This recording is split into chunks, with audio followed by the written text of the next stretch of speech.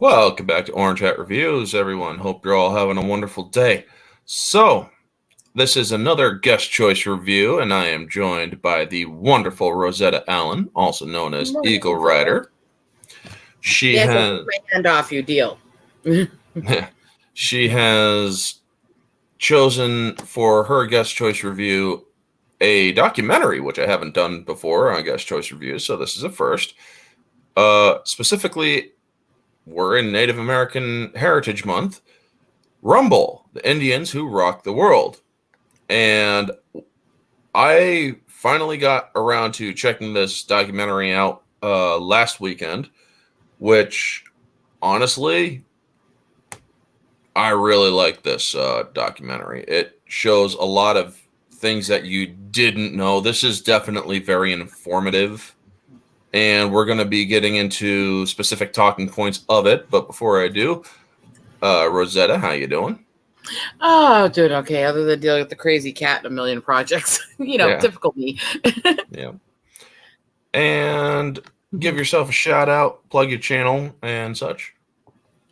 Everyone knows it. You search Eagle Rider, it comes out right under the motorcycles. Otherwise, look for Rosetta Allen on the header for YouTube for the banner.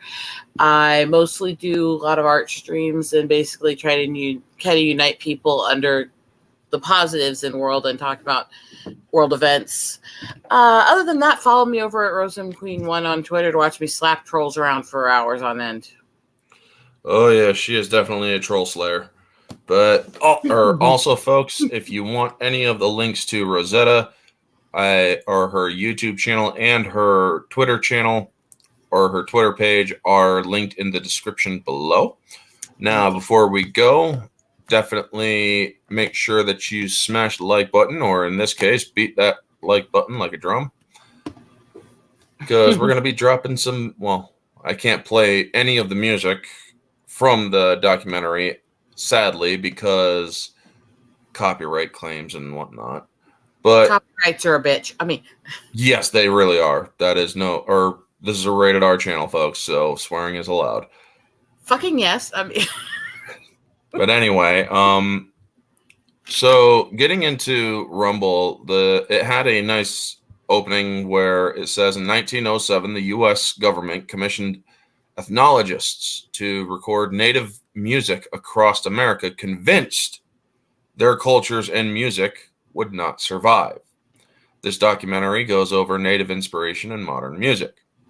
Now, the first one that they cover is Link Wray.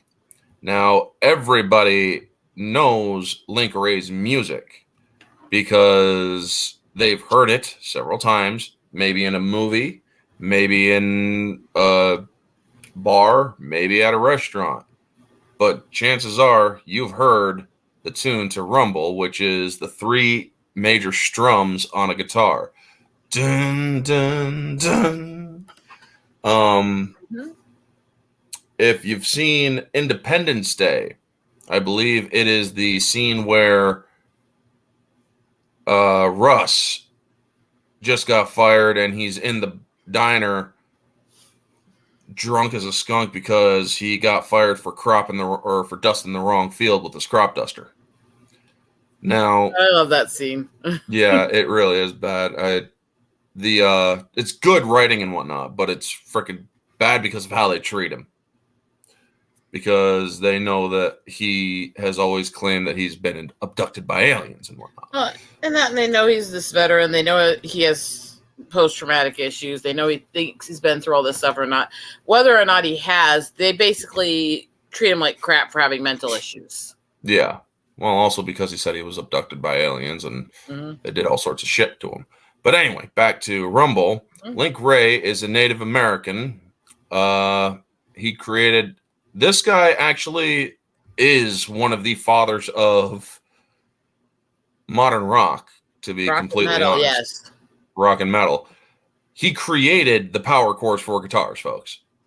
Link Wray. And if not for him, many modern bands would not be what they are now. His inspiration for many musicians over the decades live on. If you have a guitar that you plug into a freaking sound box or into a speaker, you are literally paying tribute to Link Ray, because that plugged you're powering or putting into your guitar was created by him. Well, maybe, or probably manufactured by somebody else, but the very first power chords were created by Link Ray. And that is actually pretty cool when you think about it, because a lot of people don't focus on the ethnicity of where a person is from or their background. This is actually pretty cool for American history when it comes to, and even Native American history specifically, because a lot of people say, well, black people created this, yada yada people created that. And it's like, well, here's the thing. Yes, black people did create certain things in our history. White people created things in our history, and Native people created things in our history. And you know what? There's no problem celebrating that. No. Now, I've been told I have Native blood in me. I honestly cannot say which tribe or where from, or even verify if it's actually true. Eagle Rider Rosetta is also Native. She has, or what is it, Lakota Sioux? Oglala Lakota Sioux, yes. Along with Cherokee and trace amounts of several South American tribes, but that's kind of harder to track because of how it came into the family. So you're a native mutt. Kind of. I'm just kind of a mutt overall. I think the only continent that doesn't have any influence on me at all is Africa. Oh, cradle of civilization. So we all came from there. Anyway, I'll argue that with you on a different stream. Yeah. So what do you think about Link Ray and his contributions? Well, I think most people know that I lean more towards the gothic and dark drums and strumming and all that anyways in my musical taste. So the culture that he most influenced is the darker side of rock and metal. And seeing his influence in early rock compared to the white side of it with Elvis and that, compared to a lot of the black side of it with the combinations of rock, metal, Motown, and jazz together, you actually really do see one thing is true overall. When it came to the rock industry, the inspiration that came from the black side tended to be more of a positive chord, upbeat, and high notes and hope, whereas the inspiration that came from the native side tended to be more guttural, more gothic, more kind of bluesy and dark jazz style. And spiritual. And that was, yeah, and both had spiritual, and both were overcoming your darkness, but it was different stages of the progress the cultures were going through at time when they were influencing these music, I think is a large part of it. So there's a very definite difference in chord style and music between the African influenced rock versus the native influenced rock, and the music that has both tends to have, even the upbeat songs tend to be a little more crazy, wild, and over the top. But it's something I've always found fascinating since childhood, and for obvious multiple reasons. And in this documentary, you have a lot of famous musicians who are native themselves. The documentary covers several non-native musicians, but the ones that are native, I like how they give their name, what they play, also, and then the tribe that they're associated or that they come from or are associated to. Yeah, if you were doing that in normal stuff, like the crap that Disney tried to do with Echo and telling, well, this person on the staff was from this tribe to work on it, that's cringy with race stuff. When you're doing a documentary about a specific cultural and regional background, having people there as people from that background, you do want to talk about their heritage to it and why they're there. And so I think there's a difference in when and where that's appropriate too. Yes. And specifically for Link Ray, he was Shawnee, or rather half Shawnee Native American from North Carolina, who was a major influence on rock, hard rock, punk, and metal guitarists. And so, Shawnee has some of the same backgrounds in mixing and intermixing with tribes as Blackfoot and Blackfeet, which actually do have some of the more African roots as well mixed into those tribes, not just the native side, because those tribes are a combination of the tribes that were here and some that came from Africa in the early days. So there's a combination background there anyways. It's a little more interesting in the music. Mm-hmm. Another fun fact about Link Wray, while we're still on him, I mentioned he was the creator of the power chord and was one of the first musicians to experiment with both distortion and the burning fuzz tone guitar sound in his instrumental recordings. His harsh and raw yet potent and effective simple guitar style has inspired much rock music genres as heavy metal, punk, thrash, and many others. Basically, I need him for my lifestyles. I mean, yeah. So then after covering Link Wray, they go into the southern natives like the Muskegees, and southern natives were incarcerated for their vocalizations, their singing, and the governments down in the South passed laws, and even the federal government passed laws. This was before 1907, to try and destroy natives because of their music.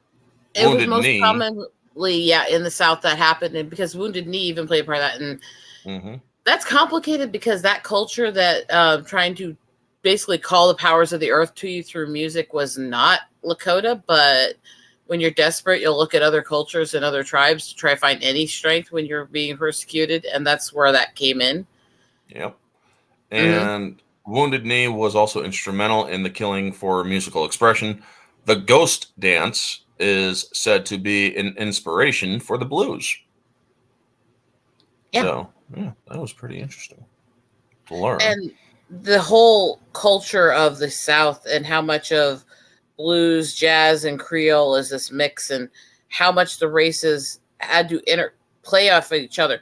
I mean, most people know about, the runaway slaves who would hide in the tribes and stuff to disappear and not be found again. And you also have the people who were native who had similar feature to African or Black, would pass themselves off as Black in society because at that point there were less restrictions on Black people than native. Yep, which is actually the next part of the thing. And so you've got this interesting cross-section where in the Southern Belt especially, there is a large mix between African roots and native roots. So they've kind of enveloped each other over the years. Yes, there was heavy crossing between that, especially in New Orleans, which brings to the next moment of the documentary, which is the hidden truth, or some of the hidden truths behind Mardi Gras. Some natives went into New Orleans to escape the prejudices against the natives. They passed for Black. Stomp dance is from the Muskegees, the origins of blue, rock, and jazz. Natives back then were treated worse than slaves. The one historical photo is the one that kind of makes me cringe because I've seen the photo before and you could tell that they actually photoshopped out the center of it because it's one of the photos that's used often in referencing the persecution of Blacks in the South, and it's where you can see the white and the black bathrooms. What they've edited out of that photo in most of the places they use it is the fact that there was a half-size door in between that was literally painted like mud that said Injuns as the slur. Yeah. And they weren't even considered to be worth the divide of the other cultures at that point. No, they weren't. And what a lot of people are nowadays in our own in the current political climate, a lot of people like to bring up the oppression of Black people and how they were treated very horribly, which they were. And thing is, none. No, there is no excuse for it. No. None whatsoever. And I do not condone it at all. That part of history is a very dark stain. But another dark stain upon our human history is basically the prejudices of a conquering force. When Europeans came over to the U.S., They were conquerors. They were colonizers. That is absolutely true. And their treatment of Native Americans was not good. It was racism. It was genocide. It was targeting women and children. It was trying to eradicate gene pools. It was intentionally spreading disease. That is documented, by the way. All the people who keep saying that the disease blankets were an accident or there's no proof of that.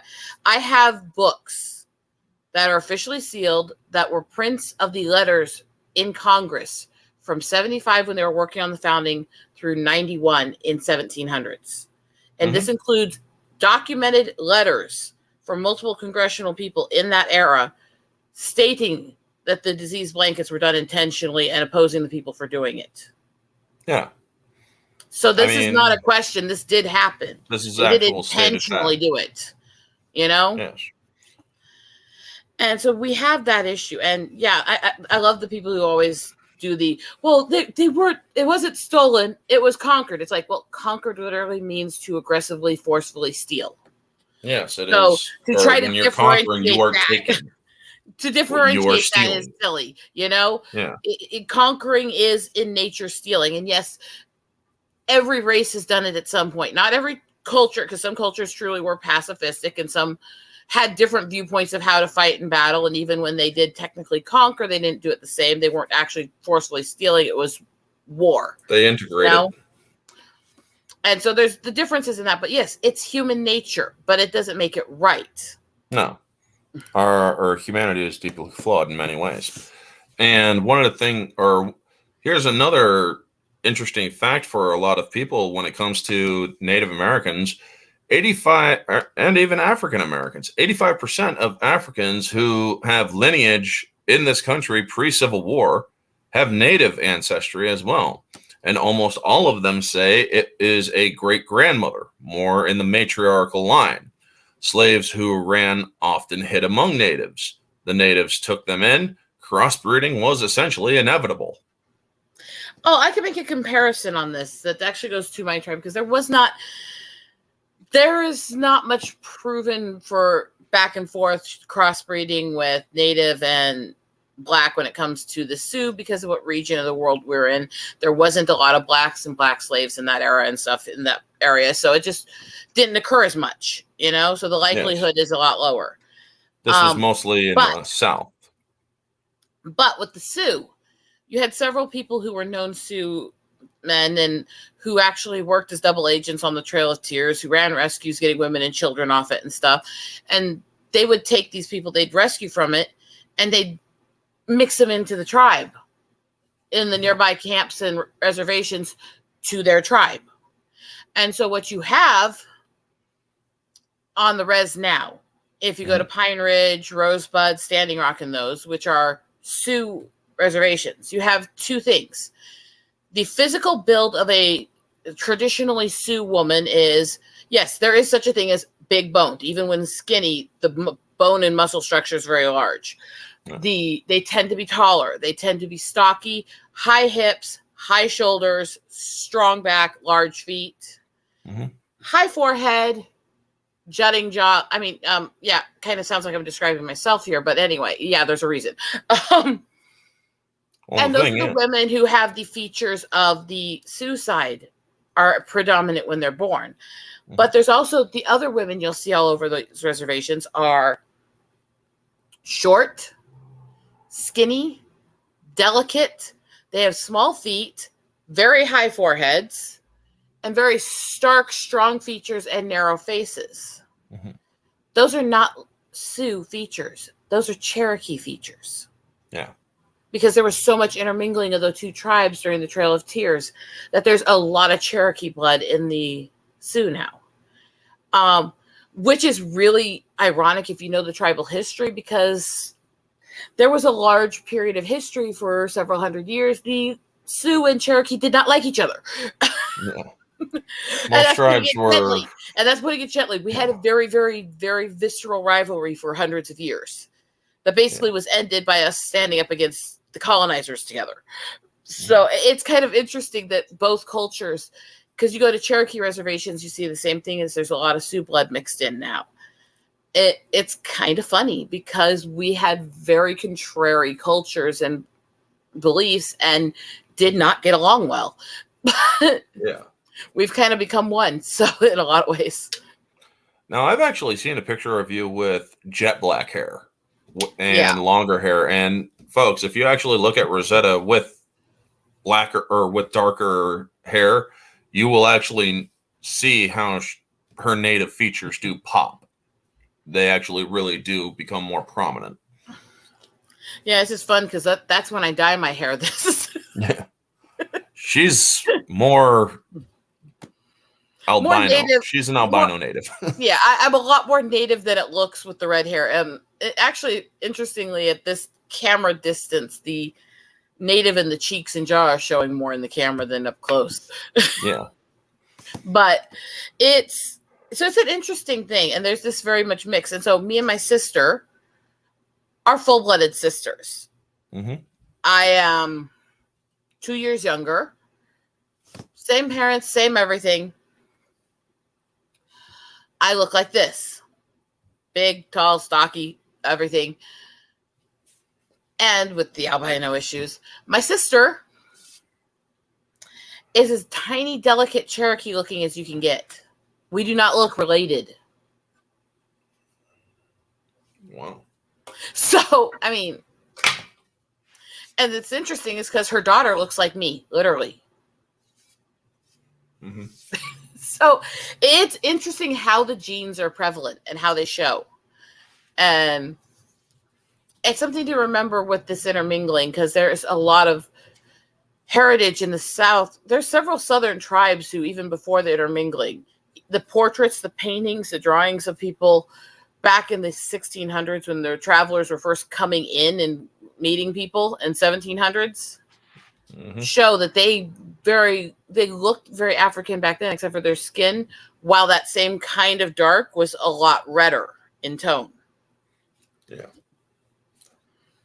So it's interesting.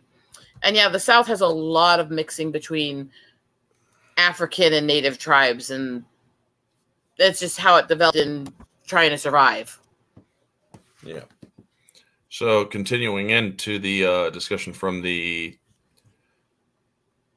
documentary, sorry, had a brain fart. Mm-hmm. We get to a small mention of the Monk plantation in North Carolina and how there was crossings with Native and African with banjo. And a lot of people associate the banjo with blues and whatnot. And it's actually pre-blues. Very much. It has African roots for a very long time. It also has been very much picked up by and used by a lot of different cultures. But it's interesting because a lot of people in modern society just associate it with like rednecks and white people in the South, which is really funny because its roots are very African. It was Mhm. adapted and altered and used a lot with Native music back in the 1800s. And it's still used in a lot of Native music today in the South from those bands that intermingled. Mhm. And it was used quite often in the African and Native crossover musics in the early 1900s and in the early rock and blues. Yeah. Now, the next main line of the documentary went to Mississippi, where we learn about Charlie Patton, who was considered the grandfather of blues. His music influenced Bob Dylan, Eric Clapton, Jack White, Bonnie Raitt, and many others. He was Native American and Black mix. I believe they specified that he was possibly Choctaw. Yeah, that was one they have some documentation that there's Choctaw with him, but they don't know exactly how much and if there's other tribes or stuff. So that's basically they credit him to that because that's the only one they can prove any. Yeah. His music, or when you listen to this documentary, folks, they play some of his music, which clearly has native rhythm in it. But others would believe it is blues or even Delta blues, which his music was the essential, or was the actual genesis of Delta blues. Vocalizations or his vocalizations are also very native oriented in his music. And one of the things he was known for, because drums at that time were illegal in certain native areas. So he used his guitar as a drum or when playing his music to basically let people know at the time, yeah, he was he was also of native descent. Moving to Mississippi, he played for many in a place called Dockery, which drew people from all over at the time. This was 1800s, I believe, or late 1800s. Mm-hmm. So what were your thoughts on learning about Charlie Patton? Well, I knew part of that one very young because that's one that Dad was very into. But it is interesting to talk about the fact that the drums were so outlawed. And you even see it today where a lot of people associate if you're native and you're playing a drum as some war thing or this stuff. They've never actually revoked all the laws in multiple states, basically saying that if you're native and playing music or so many natives are in room or joined together or stuff, that those are war parties. Those laws actually still exist in several states. But are they they're enforced? Not used and enforced, but the fact that they still exist can also still be an issue because it means that they could be picked up and used as we start pushing more racially against each other and stuff as a country, which honest we are. Sadly, yes. You have one side has been pushing the anti-white to an extreme. The other side is lashing back, and there are people on the other side lashing back, becoming extremely bigoted to any minority. And you have most people on right and left or in the middle and don't want to have anything to do with the extremes, but the extremes are growing. And yes. So we need to get those laws removed because technically in South Dakota, where I grew up, the law still says, it's never been revoked, that 3 or more natives in the same place is a war party. The laws still say that it's legal to open fire on a war party. That's fucking messed up. Yeah, nobody uses this, but think how sick this could be used if we start having racial wars. Mm-hmm. And another thing, folks, if the U.S. economy ever does tank, the first people that they will actually go to will not be a foreign nation. It'll actually be the original nation. It's commonly known in certain states that casinos aren't taxed. And casinos in certain states are run in Indian reservations. Well, and that's the other thing that's happened is some tribes have absolutely taken advantage of the casino situation. And then you have other tribes who casinos don't mean shit to us, even if we do have them. Yeah. And you look at Lakota, okay, most of the reservations are in the middle of the fucking desert. They're far from anybody. A lot of the Sioux reservations are in South Dakota and North Dakota. Guess what? Casinos are legal in those states. They have them in the cities and towns in the populous areas. Nobody's going out into the middle of the desert to go to a native casino. Nobody. No. And a lot of the places where they do have the native casinos people go to, the money doesn't benefit the tribe. It just goes to the casino owner and a few of the tribal leaders. And so there's some tribes where it very much benefits the tribe and a lot of tribes where it doesn't, and it's not really a part of the culture, but that there is that stereotype today in the white America where just a bunch of Indians running casinos, you know? Well, that's because many of the casinos in different states that are not known for casinos, any casinos that are run are usually run on native reservations. Which the biggest reason is the treaty laws, because those states have banned gambling, but they can't ban it on the reservations because it violates treaty law and territory law, because they're not technically part of the state. Good morning, Lindy, and good morning, Deej. And Suck it up, Deej. If you want to ever meet with me in person, I'll bring you one. How's that sound? Folks, this is an inside joke for me, Rosetta, Deej, and our inner circle. I am still the sandwich wench, damn it. Yes, she goes by, or she's nicknamed the sandwich wench. To be fair, there is actually somebody I have actually served a sandwich to on stream. That would be Netcat. Nice. I go meet up with him often because he lives about a half hour from here. Yeah. So and somebody has got my sandwiches on streams. Yeah. Well, I'm eating a sandwich, and no, she did not. Deej is actually only a couple few hours from where I live here. So. Oh, nice. Sorry that. There we go. She better not have envy. But yeah, I mean, it's the cultural stuff with the casinos is interesting because it does create that. But also, there are a lot of tribes now who today they use that casino loophole as a way to actually do shows for native musicians, native comedians who still are kind of stonewalled out of most of the major performing bars and gigs, so that they still get a chance to perform for people, especially since the casinos bring in a lot of white people from the area, so they can share the music with somebody outside of the tribe. Yep. And moving on to the next installment, which is actually a nice little touch segue? With no, not really a segue, but it's a nice little representation for females. Because we all know that there are SJWs out there that need the female representation. Mildred Bailey, who was a famous jazz singer in the 30s, I believe, her unique style of high notes in her singing is reminiscent of the high note singing style of the Coeur d'Alene region. Coeur d'Alene, actually. Or Coeur d'Alene. Sorry. I have no idea how to pronounce it. If I do mispronounce, my apologies.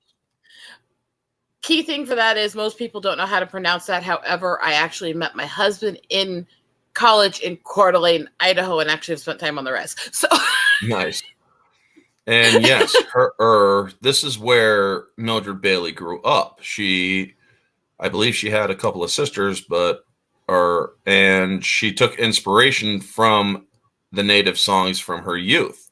Her and her music would go on to inspire another famous singer by the name of Tony Bennett. He actually was in the documentary where he talked about how he met her, and he was absolutely inspired by her music to current day. So what were your thoughts on Mildred Bailey? It definitely shows a lot of the intermixing in jazz and blues in African and native roots. And that the music style as it became known in the popular world was very dependent on both cultures. In what we have that became the popular rock and blues and all that really is a conglomerate of African, native, and Celtic music. Yes.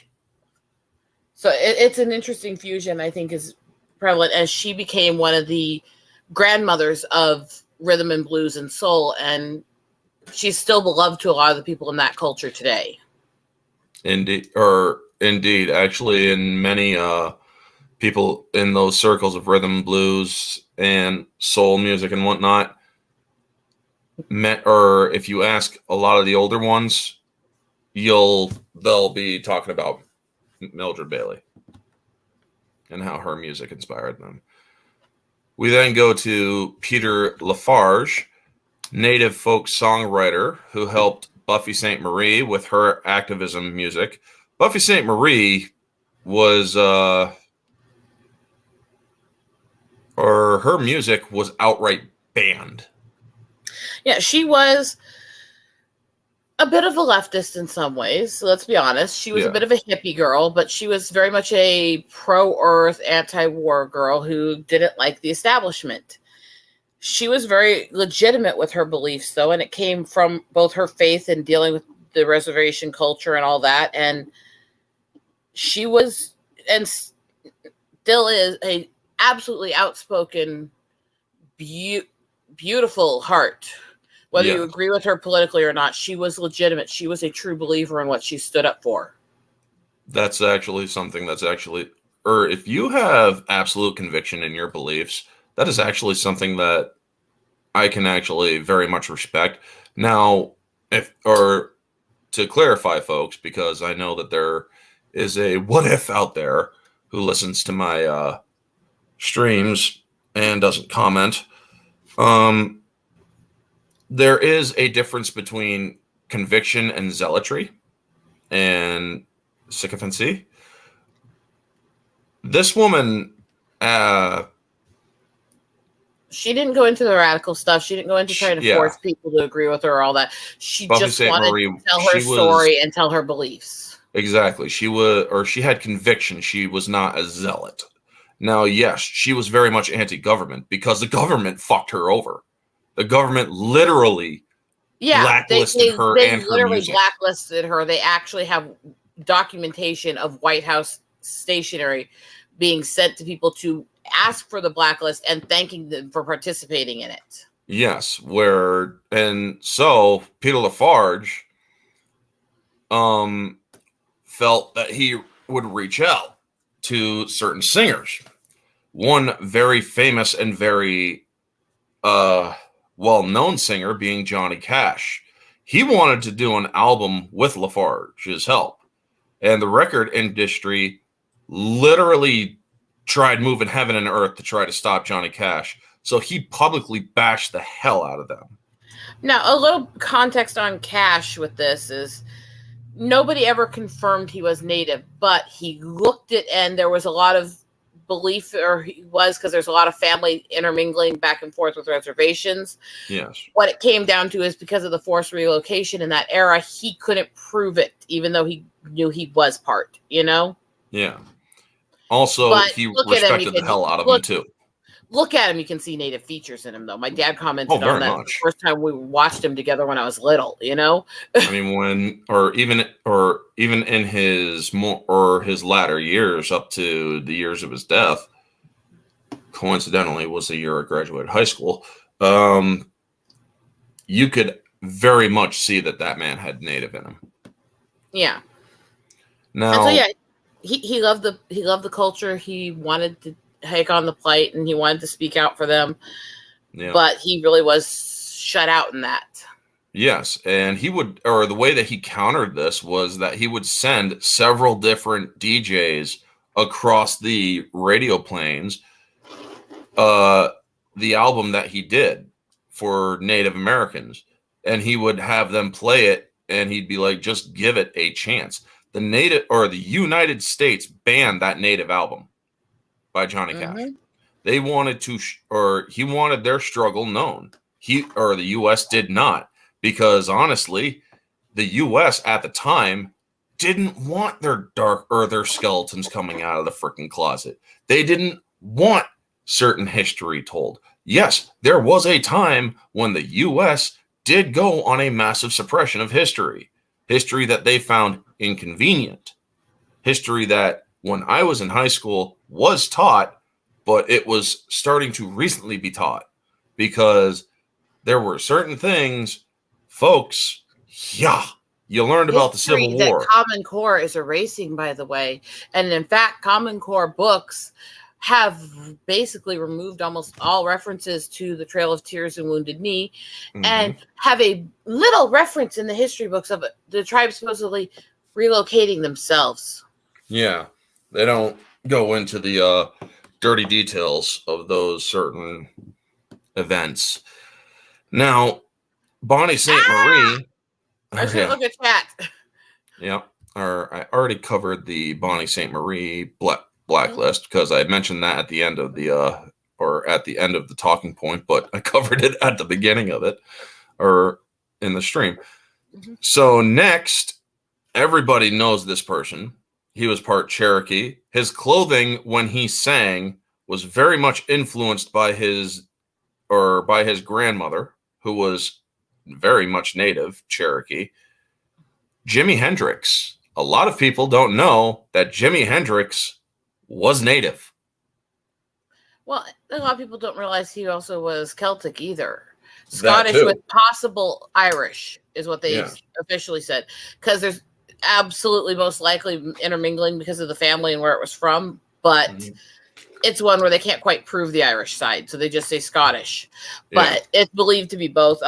His sister's actually in the special, and she talks about the both laughter and distress as a child with the posters of him.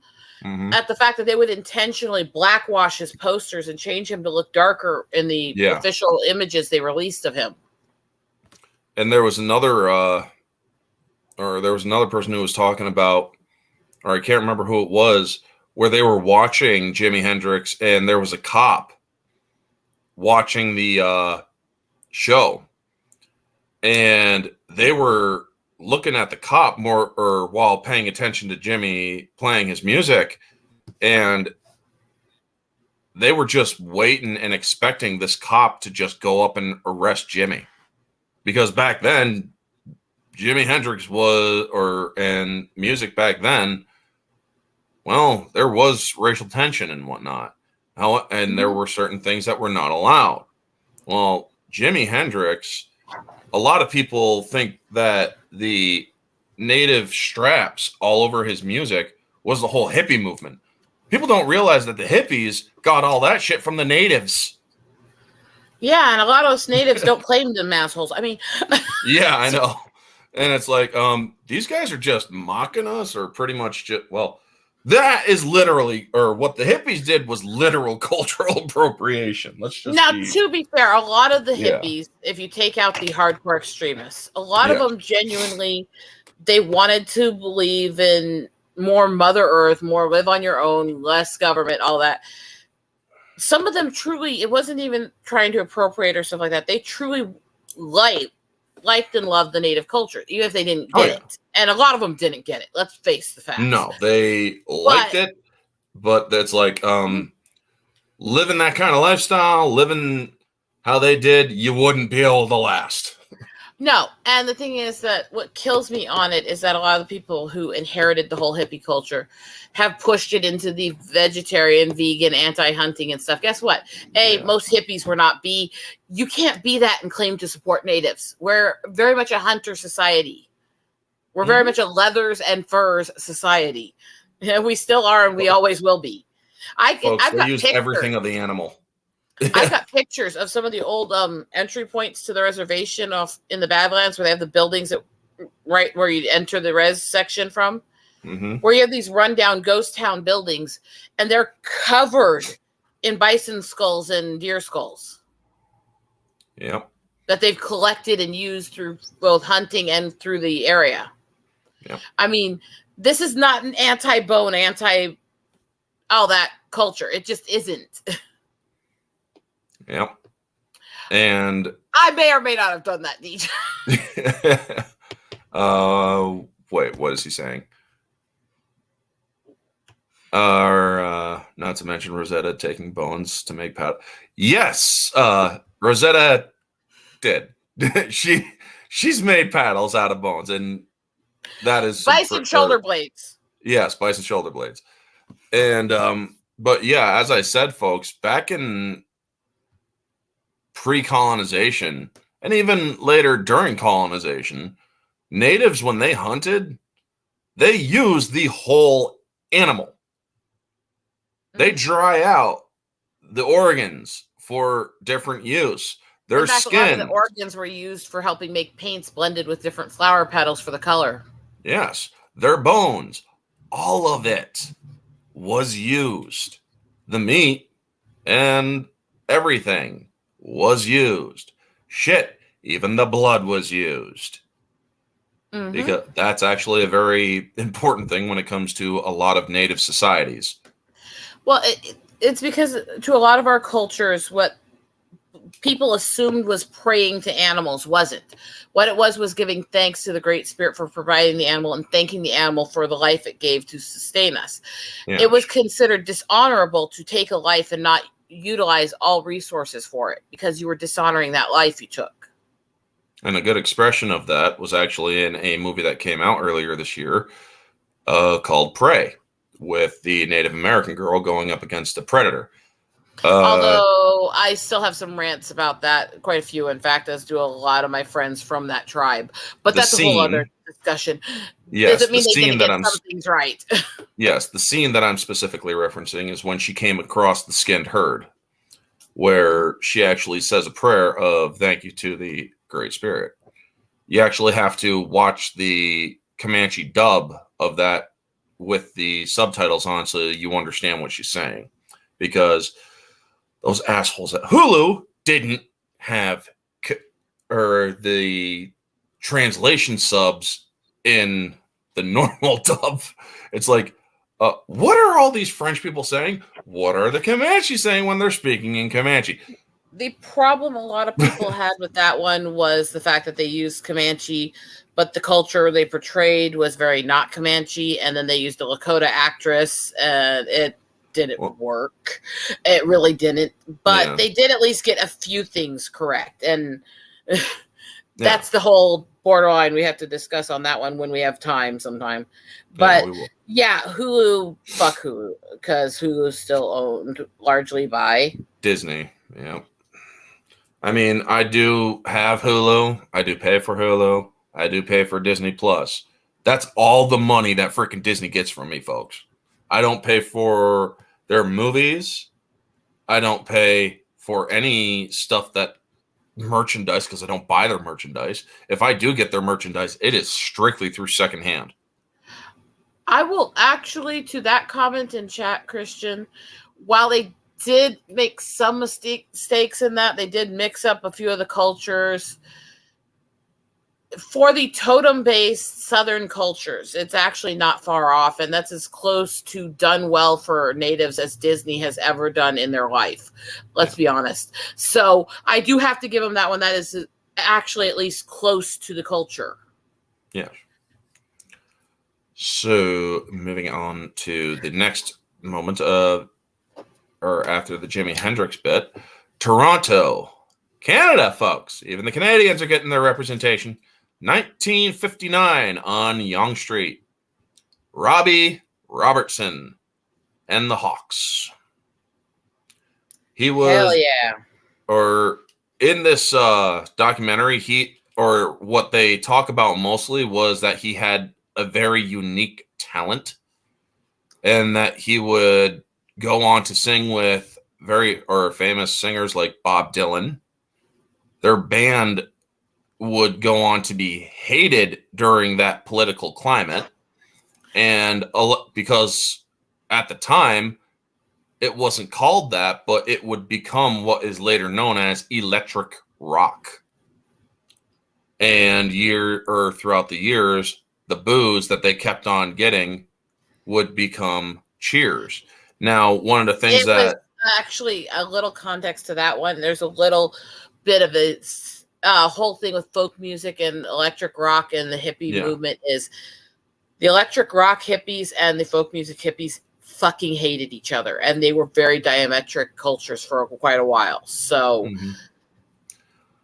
now it also, or small joke here, because I'm humorous. Everybody's seen Back to the Future, and when he goes down into playing hard rock and whatnot, guess you all aren't ready for that yet, but your kids will love it.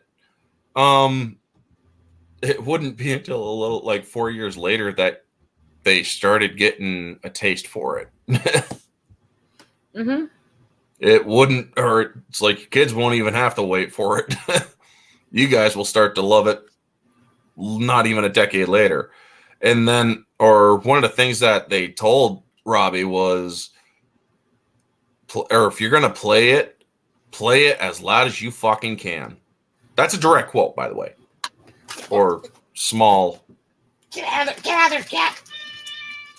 No, stay out of my art supplies. Rosetta's having problems with ornery again. Stay out of my art supplies. Yeah. She's like, but I want to get into stuff. Yeah.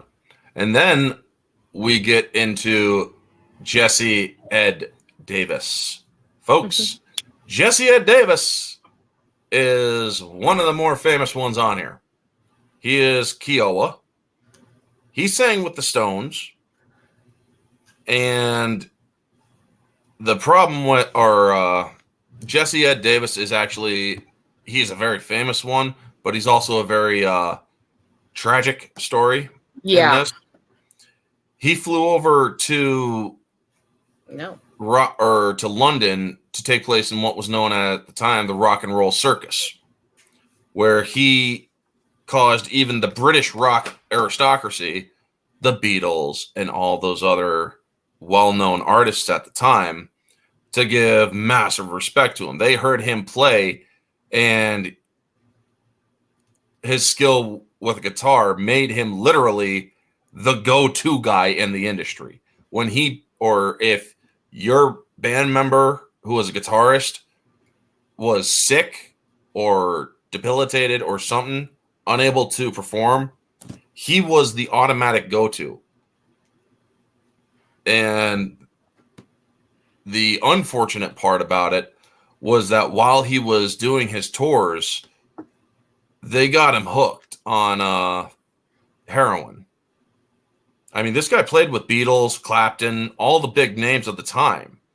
And it wasn't until John Trudell came along and helped him have somewhat of a comeback with a song called Graffiti Man, for most of you who may know it or may not know it.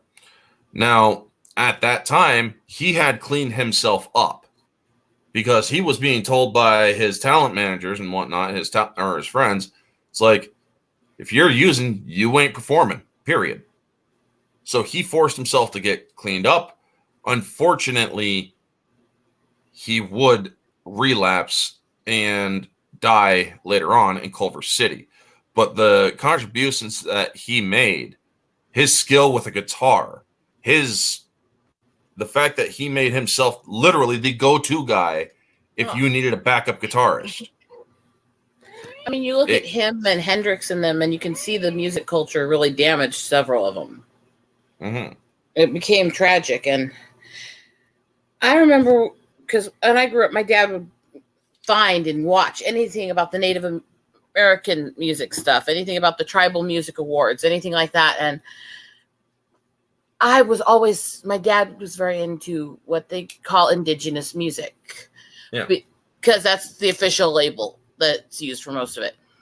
And they talk about, one thing they didn't talk about in this that they need to address with Native music is that it was dismissed, and for decades, and in some labels still is, as just market under New Age, treat it like Celtic and throw it away. And they're not the same. They're really not the same. New Age isn't even the same as Celtic because it's a modern adaptation of multiple earth cultures into one. It is its own thing. And the dismissing all of the earth culture religions and music into New Age is, I think, one of the big affronts that the modern music industry is still committing. Yeah. One of my favorite video game developers, Lorna Lanning, is part Native American. That's cool. I'll have to check that out sometime. So getting into Pat Vegas, Yaqui and Shoshone from the Redbone Band. Everybody who knows Redbone. Redbone. And the very famous song that ended up in a Marvel movie, Come and Get Your Love. And one of the things that they were known for back when they started was doing a native dance and chant before playing their music. It was actually something that caught the attention and really kind of shocked the nation in a way, which was pretty cool. And later on, Pat Vegas and Redbone with Come and Get Your Love would go on to inspire another Native American who was part of a hip hop group known as Black Eyed Peas, Taboo. I still hate that band. I mean, yeah, I know. Who is also but you have to give them their history. You have to give them their history and their cultural credit, whether you like them or not. Yeah. Now, if you actually pay attention to how Taboo dances when he is doing his dances on stage and whatnot, his style of kind of high leg stomp and whatnot, that, or if you pay attention to it, that is kind of native in some ways. Yeah. It's very native in a lot of ways. I still can't stand them. I still think they're annoying as hell. But you have to give them that. It's like we can acknowledge we don't like certain people and still give them their honest history. It's like go back to the disco era and he's still reviled by most natives, but the Indian was actually Indian. Yeah. The reason he's reviled by most natives is because he wore the headdress. Yes. And you don't do that. No. That's like wearing military medals you didn't earn. Yeah. So you got to give credit where they're due, but also acknowledge the mistakes in which you're better. Yeah. Redbone was amazing. And one of the things that I did like was that they actually showed Redbone and Taboo talking, and Redbone's kids in the freaking limo with him talking about the different thing or different experiences and whatnot. Mm-hmm. So yeah, there was a question earlier. Favorite native bands? Honestly, name a band that doesn't have some sort of native in it. But Redbone is one that really does, or a lot of people would most likely point to. Yeah, because it's not just there's some native member or some member with some native or something. It is the band was native. That's why when it came to citing favorite natives, it was Redbone and Brûlé. Yeah. Because they are very, very native bands. Redbone was a band of four brothers who were all native. And when I mentioned Brûlé, okay, they are mostly more traditional, but they do throw electric guitar into traditional native music. So they're still considered at times rock. Part of why I mentioned them is because they have been screwed over. They came out in the early 90s. And they came out under a very crappy label that was one of those that just basically claimed you as new age if you're a native and threw you away and didn't protect the native members from music theft. Enigma actually directly took entire segments of Spirit Horses of the flute music played by the lead of Brûlé's daughter and mixed it into Return to Innocence without crediting them.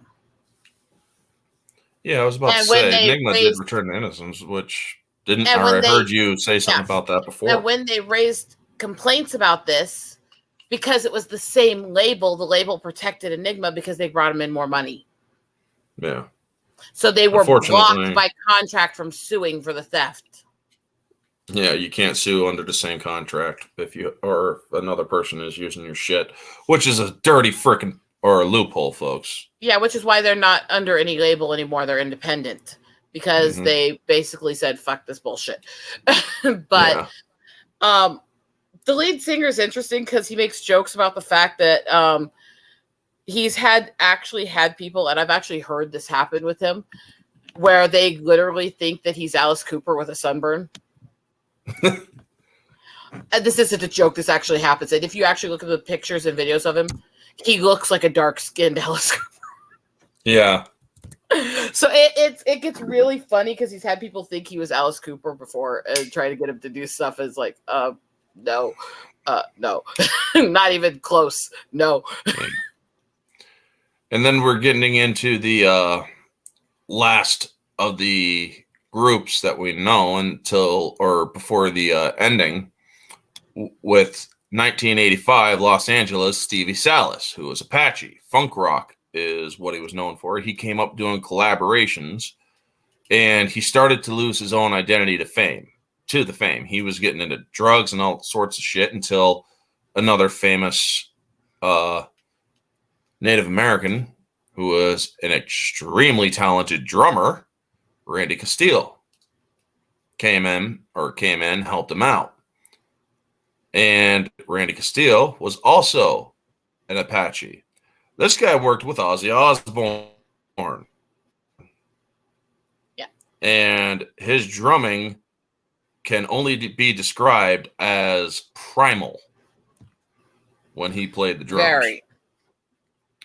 Now, I have a mixed view on this one because they talk about Ozzy loving Native culture, but if you even listen to the quote that they had about Ozzy in it was more like, well, you people do this music, and I find that interesting. He never really got the culture. He never really respected it so much as he liked hiring them because of certain sounds.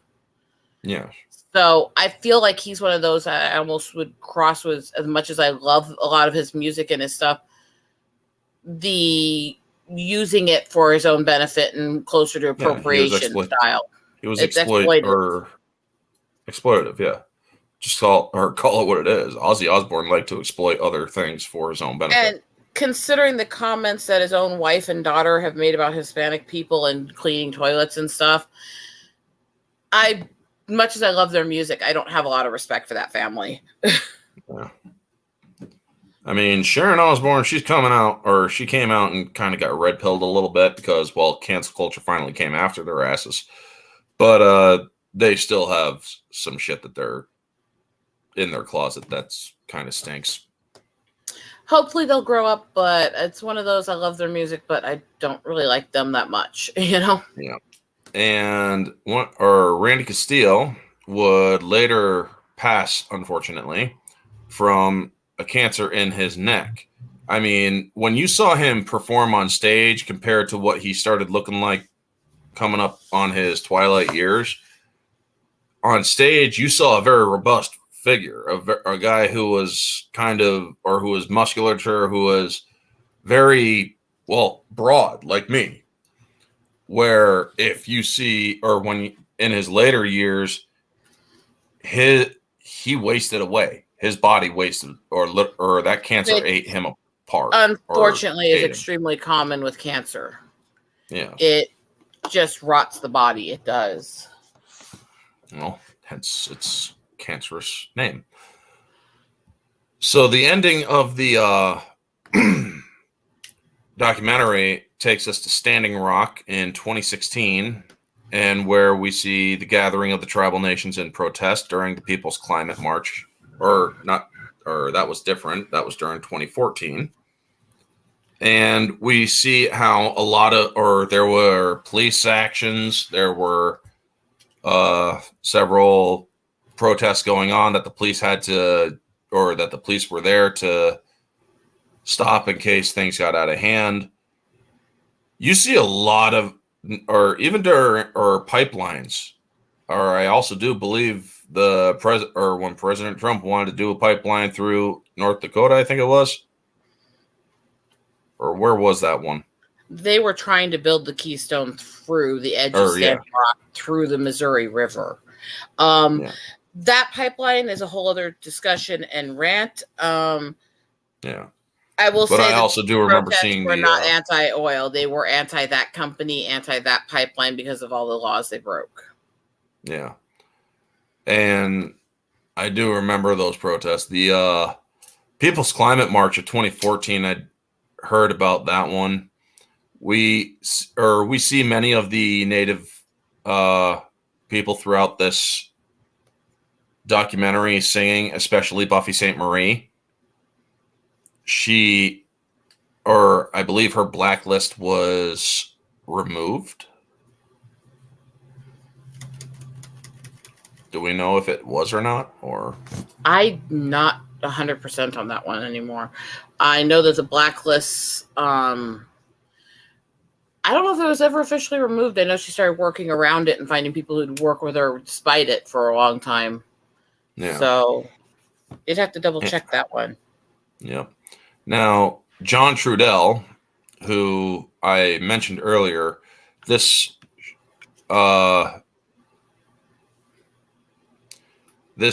documentary was dedicated to him or in memoriam to him, and the dedication to the work of Brian Wright McLeod. So when I got done watching this documentary, folks, it's like a lot of the music that I have heard throughout the years, a lot of the famous song or some of the famous songs, a lot of the rhythm that you have listened to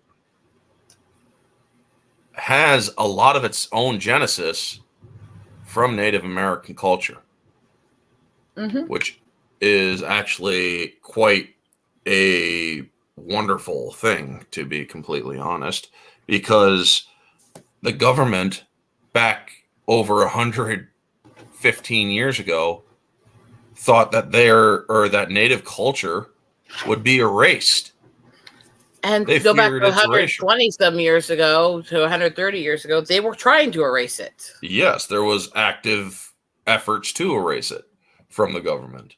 And yet, to this day, when you turn on a radio and you're listening to rock and roll and you're listening to jazz, blues, Delta blues, Mississippi blues, when you go down to Mardi Gras and whatnot, Native American culture lives on. Native drums, chants, Native flute music, along with a lot of Native inspiration stories and nature stuff, are featured in a lot of the symphonic operatic metal industry, from Nightwish to Within Temptation to all these other bands around the world right now.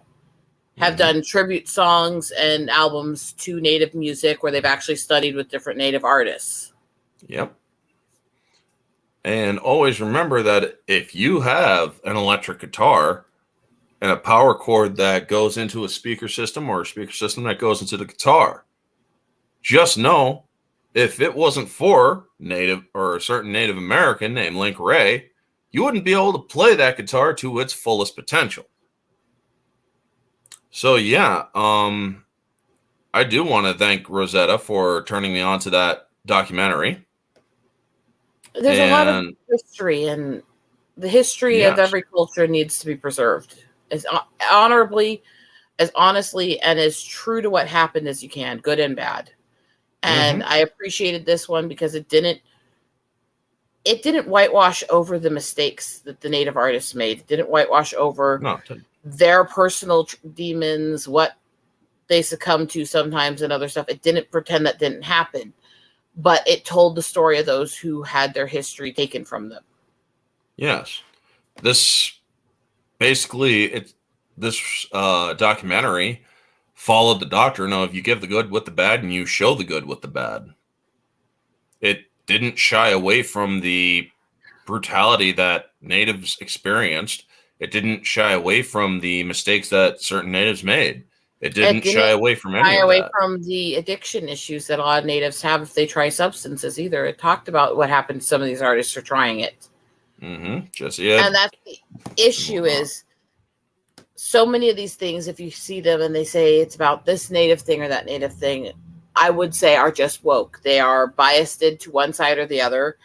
And most things that say they're about Natives, it's either we're some sort of hippie peace and love community that never makes mistakes, or we're some sort of savage group that kills everything without censor. The truth is in between, as it is with every race. And I have to applaud and be happy for everything that isn't woke or anti-woke that's actually made to the culture honorably. Yeah. So, is there any final thoughts on the documentary that you want to give? Biggest thought is it's something where it can open your eyes a little bit to how every culture plays a part in what we become. I grew up studying rock, metal, jazz, blues, and all that. And I knew as a little kid, a lot of this stuff, not all of it.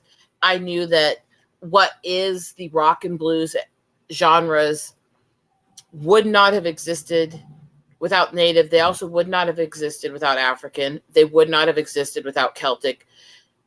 And to a degree, some of the genres and with subgenres within that and some of the cultures within that have a lot of Asian influence as well. So you can't say that music belongs to one culture or another. We've all inspired each other throughout the ages. And that, to me, is the symbol of what we would call the medicine wheel for the Lakota. It is the four corners of man. It is, we are most perfect. We are a representation of the Great Spirit when we work together as one man.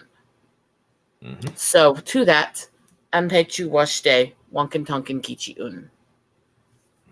I bid you good day. May the Great Spirit bless you. And thank you very much, Rosetta, for choosing this documentary. And I'm glad I could actually do a little bit to get this out there. Now, folks, that is going to be the stream. Again, thank you to Eagle Rider, Rosetta Allen. Is there anything you want to plug before we sign off? Weekly, I am doing streams that air both on my channel and on Madness Comic Network, which is art and comics. It is completely variety. It is anything and everything that's art or comics, from chat panels to draw streams, painting, interviews, and other stuff. So whatever the mood is that week, as long as it's involved in the art, comics, and expression of culture that we are involved in today's society. Yeah. And that's at 6 p.m. Central on Fridays. All righty. And you can also catch Rosetta once a month on Odin's OMB Reviews channel, where he does his Chosen of Valhalla streams. It was already done, I believe, this month. Yeah. It is. Watch his channel. Pay attention to when he puts the link up. It is rotates between Saturdays and Sundays, and when in the month, basically based on what his schedule with work with the church, schooling, and dealing with his child involves. Yeah. Dealing with his child. How very visceral visceral way of putting it. Just think, baby Thor is around the age of 2 now. Oh yeah. And on that note, say a prayer for Odin. Yeah. So as for me, I will be on Society Reviews channel tonight, where we will be discussing Wakanda Forever. This was more fun, I guarantee you. Oh, yes. This one is definitely going to be more fun. But also check out Society Reviews channel. We do the Barroom Podcast. You can catch me Tuesday nights or Monday night for some of the movie talks that he does. Tuesday nights, most likely I will be on his channels for the discussions. Definitely going to be tomorrow night at 9 p.m. for that, because I believe a couple of the things I recommended are going to be on there. And I do guest choice reviews the Tuesday mornings. I also have my mystery review for tomorrow morning with the hint JCVD and bottom one. There's an overlying hint, if you can guess at the end of the month what all these movies have in common. So, yes. Tomorrow will be 10:30 in the morning, Eastern Standard, for the mystery review. And stay tuned for Tuesday night at 9 p.m. for Society Reviews. Agreed with DJ, by the way. That was funny as hell. I still think it treated Madonna too nicely. And if you've watched the movie, you get why that's an insult. But I have not seen that, and I don't plan to. Actually, it actually is really good, and it's definitely not reality. It's intentional. He keeps saying it's real, like real, Once Upon a Time in Hollywood. Yeah, it's absolutely full of bullshit. And it's alternative. Yeah, there's a lot of cheap shots taken at Madonna through it. Well, she deserves every single one of them. But anyway, folks, thank you so much for tuning in. And Rosetta, thank you so much for joining and recommending it. If you want to be a part of the channel, folks, to come on, talk about a movie for a guest choice review, you get to pick the time, the date, and the movie. And you could pick a movie or any movie that you like, as long as it is not a pornographic film, or if it is not, or as long as it is not a movie that I am absolutely 100% against, like Cuties. Because believe it or not, somebody actually did freaking contact me. It's like, you want to discuss Cuties? I'm like, absolutely not. I will not watch that movie. I've already made my decision on that. And there are other movies that I absolutely will not watch, but if you recommend them, I will tell you flat out whether or not I will. Sorry, So- I can't look at chat when you're talking. Yeah, I'm washing my glasses so I can barely see what the hell's He going said, on. damn, no Debbie does. Yeah, we're not doing that one either. He says he should make you discuss weird. Well, if you recommend it, Deej, I actually think you would enjoy it more than you think. I wasn't sure because I can't stand Radcliffe and I really can't stand him. But he really does seem to try to catch Weird Al's spirit. The only big issue I have is there's a few scenes where how short and tiny he is stands out against the other actors and kind of makes you notice that it's Potter instead of Weird Al. But other than that, he actually really does try to play the part. And it was better than I thought it would be. My mom told me to watch it, and I'm sitting there like, I didn't have any plan to. She's like, I laughed my ass off. Your dad would have liked it. It's like, okay, then I'll watch it. all right, so where can I find it? That one, I believe, was on, Is it Netflix or Hulu? no. Please don't say Peacock, because that's the only one I don't No. have. No. Fuck. Roku.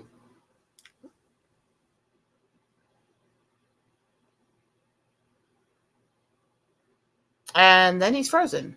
Is he frozen for you guys or just me? Is it my internet or his?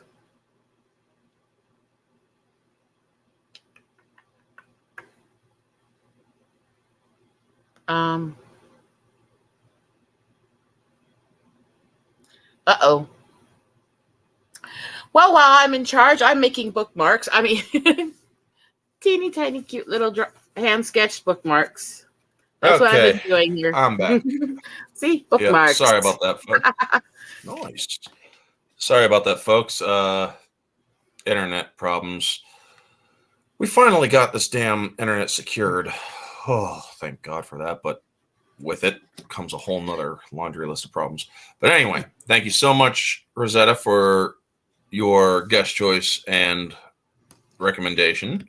Folks, y'all know where to catch me. I will be doing more content for you throughout the week.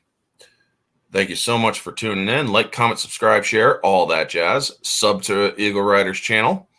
And you can catch me on other channels, Society Reviews channel.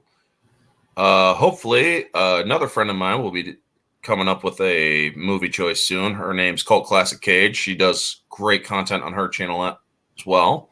So keep on the lookout for another guest choice coming out. Anyway, folks, if you caught this on the replay, tell us your favorite moments in the comment section. If you have seen the native documentary for Rumble, it is great, or it is a great documentary. I highly recommend it. I am not really going to score it because documentaries, you really don't give them scores out of 10. I will have one context. It is well done to a documentary point of not censoring. Do not watch with kids, as they do not cut the F word or other things like that. No, they do not. This is not, or it's not a child-friendly.